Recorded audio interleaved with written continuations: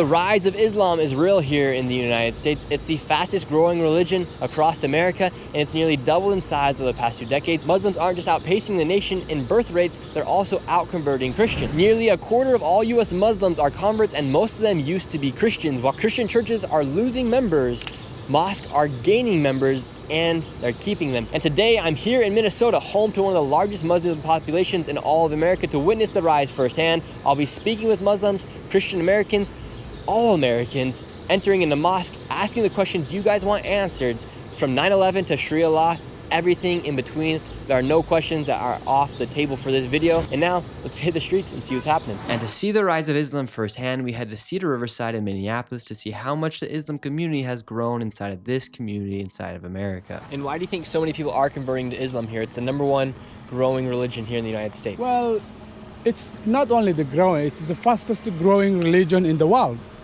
And no one can stop it. It looks like it is the best and the final religion to humanity. So if you don't accept it, that's up to you. Islam is the #1 growing religion here in the United States. Yeah. Why do you think that is so? Because of the great influx, #1, of the immigrants that we had. While we were inside of Cedar Riverside, we actually met a lady who had left the Islam faith. So are you Muslim woman or no? I'm not. My parent was Muslim. How come you left Islam? Because they control me. They control my clothes, and it's not good. Do you think women are suppressed? Yes, of course, they breast. It's not, they don't want it, but we female, they're afraid to get killed, so that's why they wear hijab, they wear big clothes. But me, I don't want clothes. You have to tell President Trump. You have to tell me a message. Females, they have this United States, they have freedom. They can wear whatever they wanted, but Islamic, they breast females. So if you're a woman in Afghanistan and you don't wear the hijab? They kill you. They don't want you if you don't wear hijab. Even me, I wear this because they don't want me to wear a pant. Yeah. Really? I'm afraid, I'm afraid, that's why I wear this. And why do you think Islam is the largest growing religion here in the United States right now? Because of our Quran. Our Quran, our book never changes. It's one book, one language, one religion. There's Islam in all over the world. Do you think Islam will eventually overtake Christianity here in the United States? Worldwide, not just the United States. We have people converting every day. And what leads a Christian man to convert to Islam? When they read the Quran and they find the truth, and they read it in English, and they see how peaceful Islam is.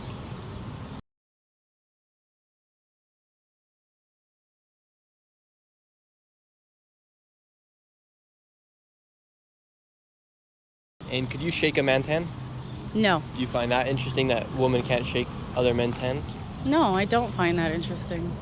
It's normal. Is it true that Muslims also practice polygamy? Yes. Would you accept another wife into your marriage? In our religion, it says. What's it like being a Muslim here in the United States? I'm not speaking English, only one Somali language. What does it mean to you to be a part of Islam? I don't know, I'm not speaking English very well. How are you? Do any of you speak English? English? No. Can women speak on camera? No. I kept going because I wanted to speak with some more of the elders here to see if they could share their story about coming here from Somalia and how they've seen the rise firsthand. However, Hello. None of them spoke English. How are you? Can I ask any of you guys some questions? No? Speak English? English, no. No? Do any of you speak English?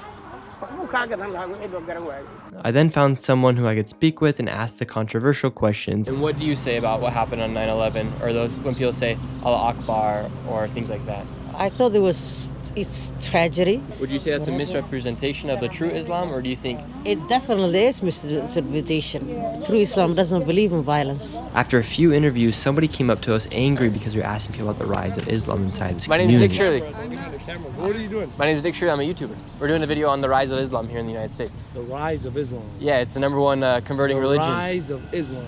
Make it make sense for me. This guy wouldn't show his face on camera, and this conversation kept going for a few minutes, and he demanded that we deleted the footage of the interviews that we took here on the street. I said no, and he said, you better go, and we're gonna make sure you leave. From Minneapolis, we went to a town named St. Cloud that's seen a dramatic shift in their demographic and as well as religion in the area. Inside of this town of St. Cloud, this is one of the many Islamic centers here. This is a mosque here, but something that's super interesting about this mosque right here, it actually used to be a Lutheran church. You can see right here on the backdrop of this wall right here, this used to be a Lutheran church. So that just shows how much of the population has shifted from Christian to Muslim. So right here is the St. Cloud University, and we were just at that mosque right there. And then if you go another block over, there's another mosque. And then what's interesting is right next to this mosque right here, there's a Presbyterian church. So you have two churches right next to each other, one worshiping Allah and the other worshiping God. Do you see more people here converting to Islam or to Christianity? Just anecdotally, I'd say that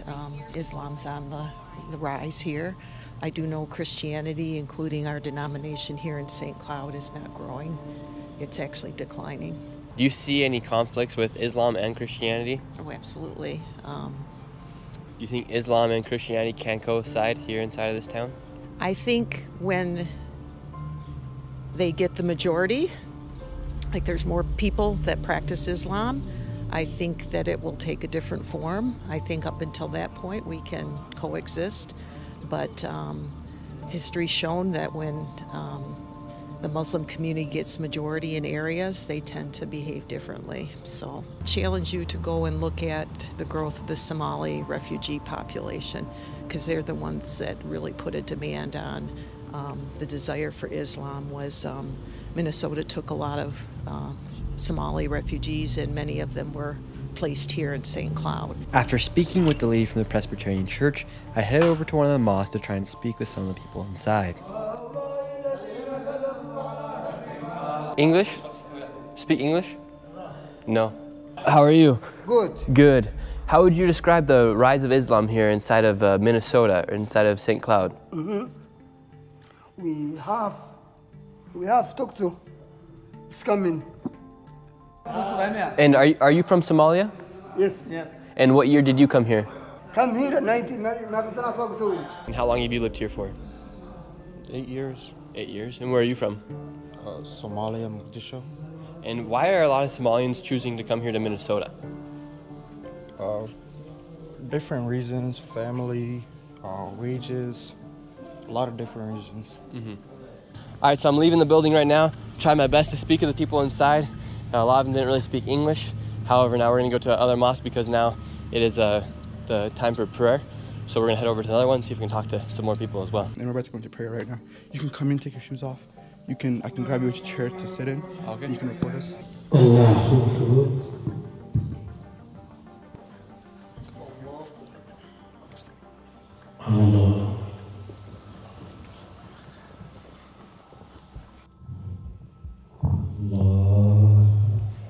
How many people are you seeing, for instance, like how many white American boys like me are you seeing convert to Islam?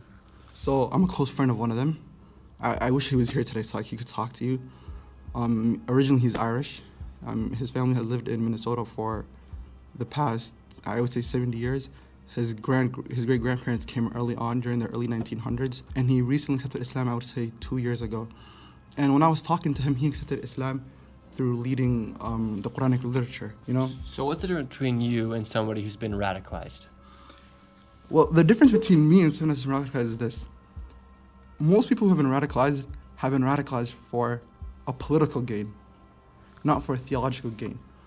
Allah says in the Quran, لا ينهاكم الله عن الذين لم يقاتلوكم في الدين ولم يخرجوكم من دياركم أن تبروهم وتقسطوا إليهم, which means Allah does not prohibit you from those that don't fight you, don't expel you from your homes, to be kind to them. Allah is not prohibiting you from doing that. In fact, وَاللَّهُ يُحِبُّ الْمُقْسِطِينَ, Allah loves those that are kind to them. So why does the word radicalized come up, for instance, like the death to America, that sort of stuff? Where does that come from? Because that's a lot of stuff that maybe I see on the news, or maybe I see because I'm living here in the United States, and that's kind of the news you get, is like the Islam's taking over, and they're going to want to make sure that Sharia law is brought to pass and that everybody converts to Islam.